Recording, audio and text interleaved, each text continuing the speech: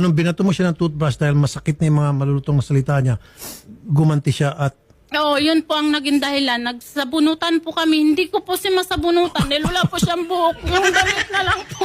Pwede makapagsalita, sir. Damit na lang po kasi nahawakan ko.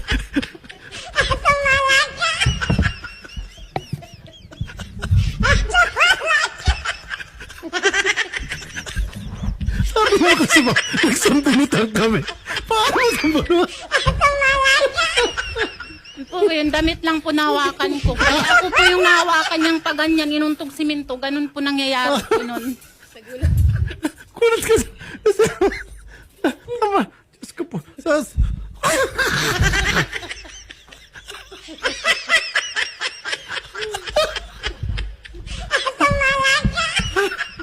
Mama kasi sabi nagsambunutan, ma. Wala ka sa sambunutin sa kalapong ka.